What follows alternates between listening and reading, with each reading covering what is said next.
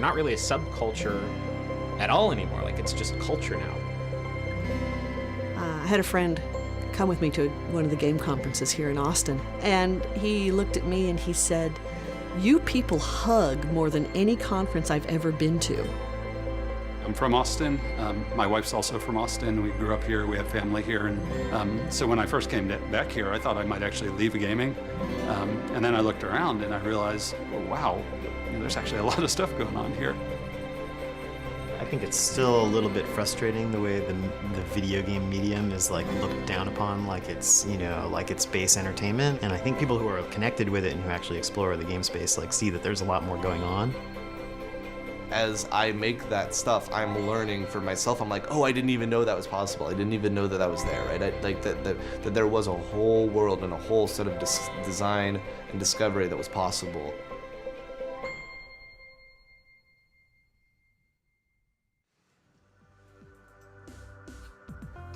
Okay, there we are with color.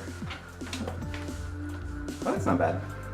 It's a little clashy. It's a little garish. Yeah. Well, is that gonna look right spinning with this weird, what is that, a fleur de lis, or what do you call that? These fancy words, I don't know. It was the environment when we released the first Spider game was an easier environment to have a successful game in, but we're killing it with the Spider game. Like, we're going above and beyond. We actually kind of set out to make life easier on ourselves, but we're a terrible company for that. We always push ourselves really far. So we're releasing like the dream Spider game. Like actual web. Yeah, it's our first public demo of the game. We're gonna do like a little demonstration, maybe, I don't know, 15 minutes on the game. Randy might talk about some other stuff, some research stuff that he's done, and then it'll just be there on the floor. Are you gonna do that little secret area down there? I did the buggy. And the buggy's looking real good. Oh, nice. Are those back wheels going parallel? I would like to start with Rainy Day, because hey, it looks cool. And then we'd be like, but actually, right now in Austin, it's a clear night. So then you reload it a clear night, and the contrast is really sharp. That's too. And we can even put things like lightning bolts in the sky too. But not like Dracula lightning bolts, but you know. Let's do Dracula. Let's go straight Dracula. Load up clear night for a sec. That shot just looks like a storybook cover to me. It just looks super perfect. Yeah. Virgins, when this light is on, this edge of the We're making him paint human furniture, but he really wants to paint floating mountains.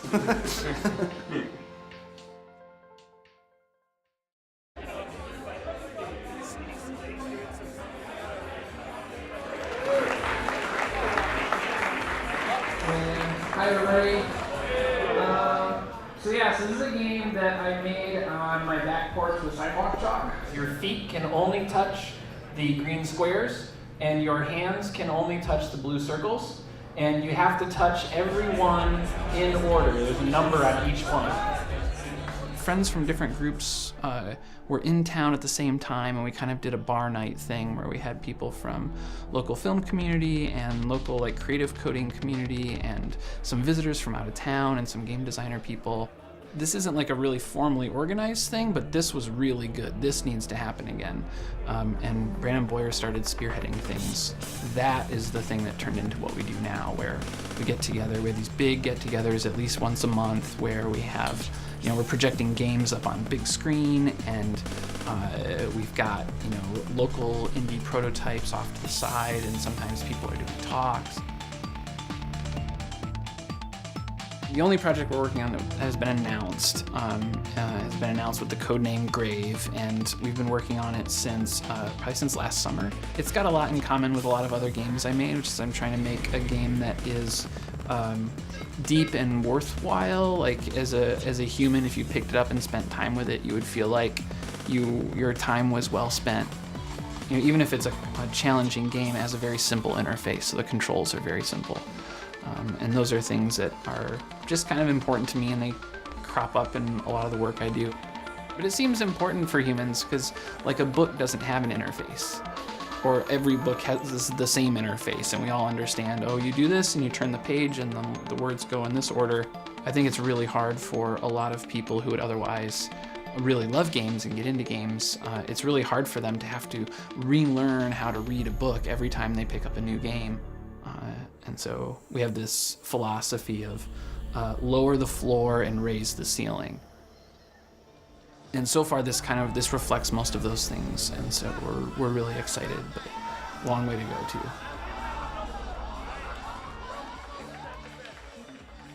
In this game, the baby crawls left towards danger. You click the button to move him back to the right, and if he reaches the fire, you fail. It's a very meaningful game. The Stanley Parable was a game that I developed in my spare time while I was at college in Los Angeles. I was familiar with, or I was aware that there was a certain set of tools called the Source Development Kit that was free and available for a lot of people to make essentially whatever they want. Solitude was terrifying to him. When Stanley came to a set of 2 open doors, he entered the door on his left. And I released that in 2011, and then it became more successful than I had anticipated. Reached a fairly big audience, and as a result, people came to me asking to remake the game, to expand it, and I got people offering to help me out to do that. William was one of them. I just really liked his work that he sent me. He was really enthusiastic. You know, like, this thing isn't giant. This was made primarily by one person, right? Like, William was the one who built basically everything that's in there, right? And so I have one layer of communication. There was really never a time where I felt like, okay, this is important to me.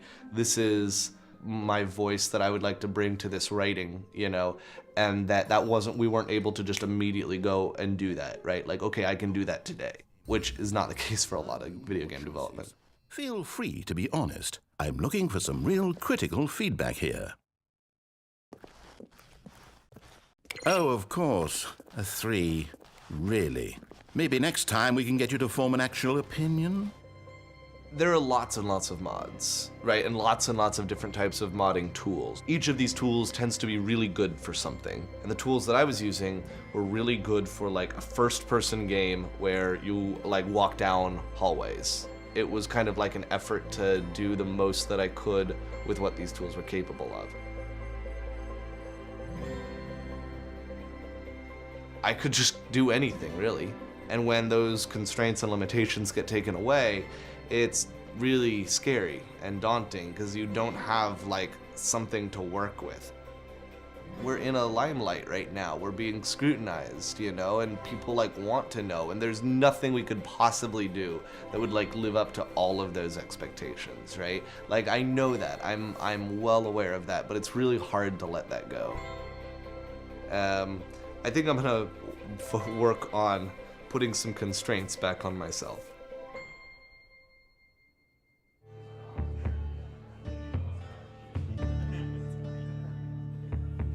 I've been writing about games for about 7 years now, and I think that was like the perfect like starting point to start seeing the entire industry get turned on its head, because the demographic data on who played video games in 2007 is nothing like the demographic data that there is today.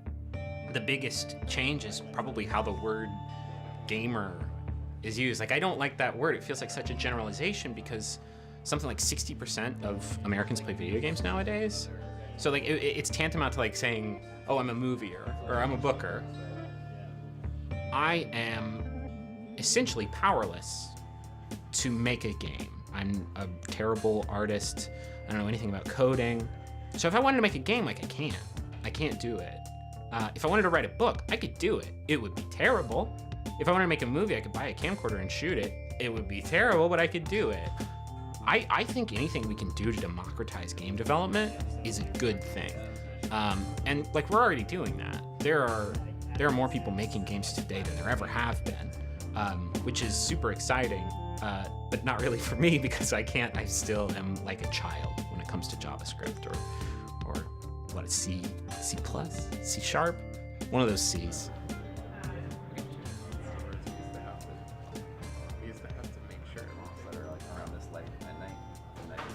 I mean, when we went to school, like when we decided to go to college, there weren't really opportunities to go to college for game development, and now that has completely changed. Yeah. So it's not like I'm gonna be a stunt man who parachutes out of planes. You know, it's like, really? Is that there's a thing? You know, like, which is kind of how it felt to be a, you know, aspiring video game developer when we were little kids. For Wagos, I'm going back to some of these levels that have been around for a long time and trying to like tune them up. It's sort of where the rubber hits the road in terms of all the work that these guys do to make the insects behave correctly or look good and the environments be beautiful, and it's not, I get to go in and put those things together to make it like the final gameplay experience or whatever. It was 2008, and David and I were both working industry jobs at separate companies, and both of our companies actually didn't collapse. The projects we were working on collapsed, and so we sought other things My to company do. collapsed. Didn't really occur to me to go indie until Randy wrote me this email. I was traveling and I got this email. He's like, do you want to go on a risky adventure? We just went out and bought MacBooks and started looking into what it would take to make games on the iPhone.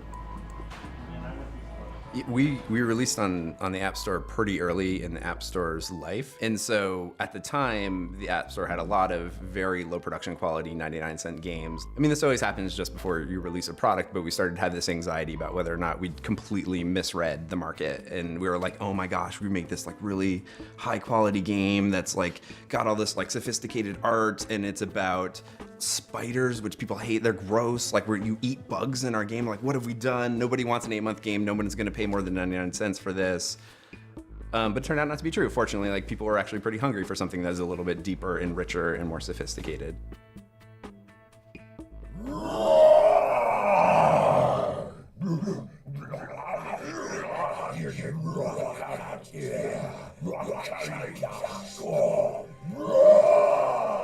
An audio director is somebody that will be responsible for the cohesion of the entire piece, or all of the audio in a game.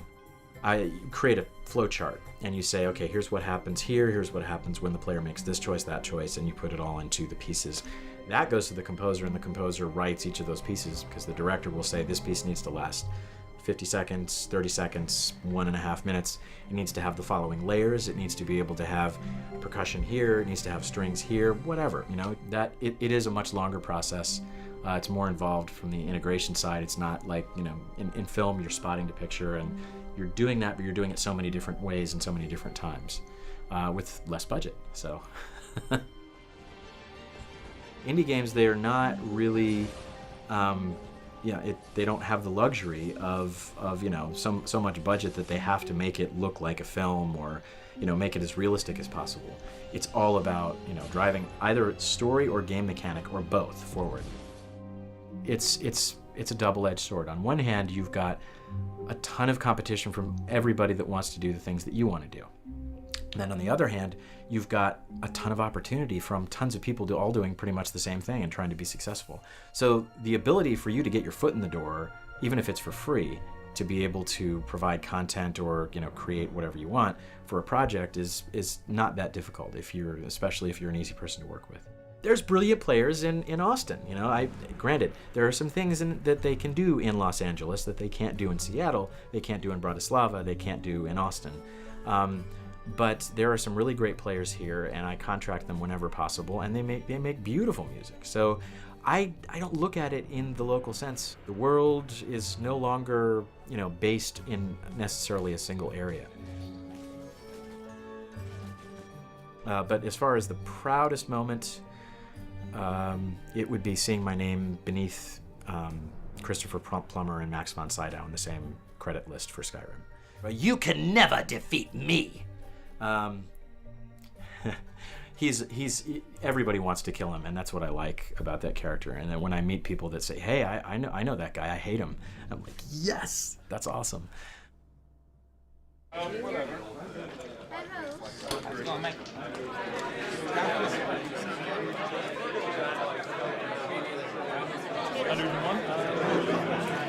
Let's see how they figured that out. Exactly. I haven't even drank anything yet. This week, as a milestone, threshold for Certain Affinity, we hired our 100th full-time employee this week. So, yes.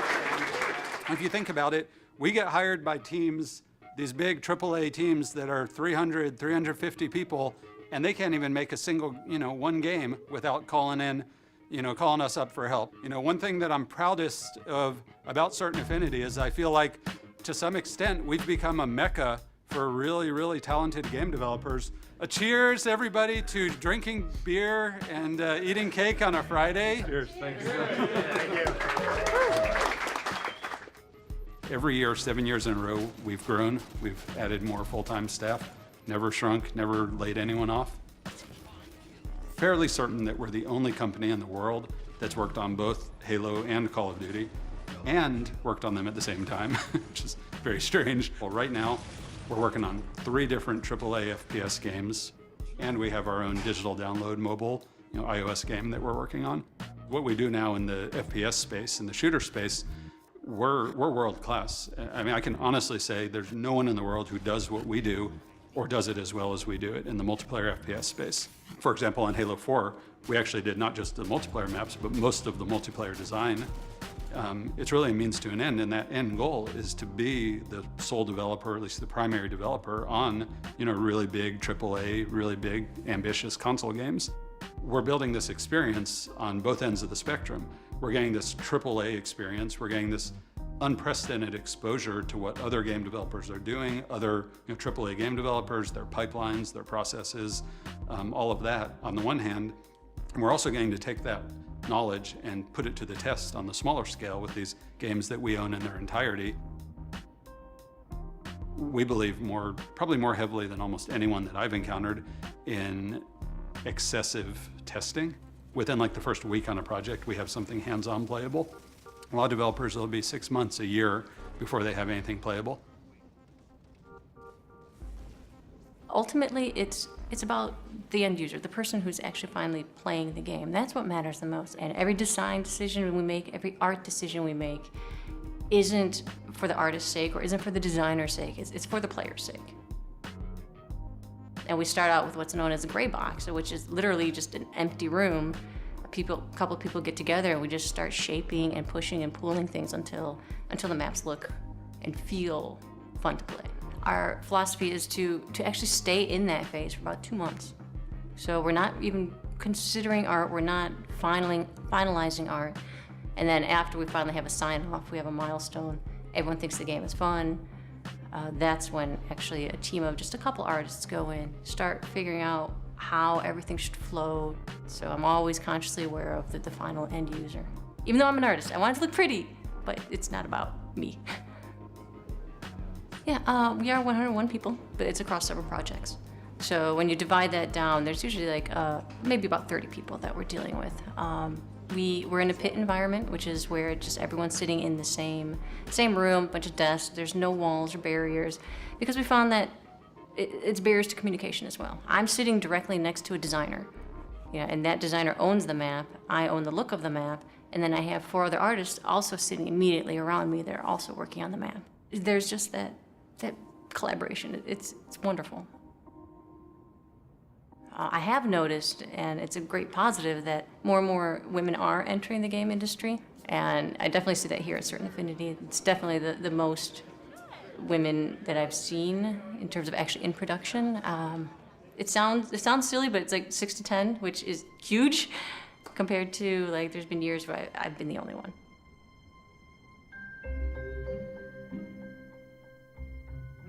The industry is pretty much white, young, white, male, straight, able-bodied. That's pretty much what we're seeing in the industry overall. When I started, the industry was about somewhere less than 3% female. Today, the industry runs about 11% female, but that includes marketing and PR and administrative and that side, not just in production. And so we've gone from 3% to 11% in 25 years. I would like to see us go a little faster than that. It's an improvement, but I'd like to see us go faster. The Fortune 500 companies have had diversity programs in place long enough now that we can actually do research on the numbers. And all the numbers, according to Forbes magazine, the numbers all show that diversity improves the bottom line of companies. The companies that had 50-50 in their upper management, 50-50 gender breakdown in their upper managements made better business decisions. They just did better business-wise. When they had racially diverse, their products were better, their innovation was better, their creativity was better. Diverse teams are simply better for business. Thank goodness for the indie game industry. It's the hope for the industry. It really is, because it's where we can do the real creative and innovative things that the bigger studios just kind of have their hands tied by their budgets and by the fact that they've got stockholders that they have to make happy and boards of directors and things like that.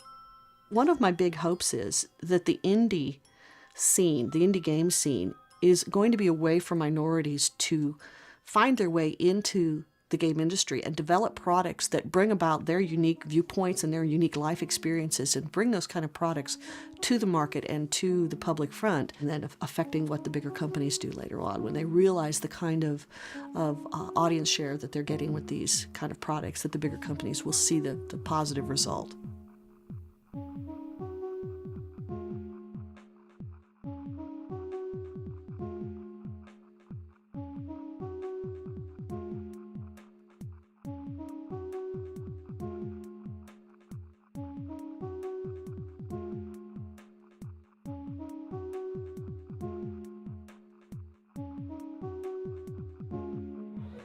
Welcome to the 28th monthly Juegos Rancheros meetup, especially if this is your first time here. So with that out of the way, we're going to get to the reason we're all here tonight. Take a peek behind the curtain at the new Spider by Tiger Style. So thanks again for everybody coming up, and let's bring up Brandon and David. Thank you, Brandon. So the software right now is casting a magic spell where it looks out the window and determines where you are in the real world. I think it went super great. I mean, the software came together really well. The presentation seems like it went well. We had a great turnout. We were really excited that, yeah, there was no crashes, there was no obvious really ugly bugs that people, I mean, insects, yes, but bugs, no. You know, a lot of people attended and watched it and seemed to be really into it. We got a lot of people walking up to us afterwards being like, we're really excited about this game, and you came up with a million new features that, we would have never thought of, but really excited to play. And so, yeah, I think it was great. And we had our whole community there attending and supporting us, and a bunch of people we didn't know. It was validation of the things that we're like putting the effort into. So now we just have to go back to the design drawing board and figure out like what the play experience is going to be for real, and take it a couple steps further. So it's really easy to make games about things like spaceships and physics and balls that bounce around and bullets that do or do not hit targets. And it's a much harder question, like, well, how do you go get like a love triangle, or somebody who's desperate for a better job, or some relatable human emotion, and like turn that into a set of rules that you put into a game. And it's not clear, it's not objective, it's very subjective. And that's the part that's super hard. And that's the part that we're not gonna get right the first time at all, but that we're kind of hoping to take one of the micro steps forward and be one of the companies who's contributing to that goal.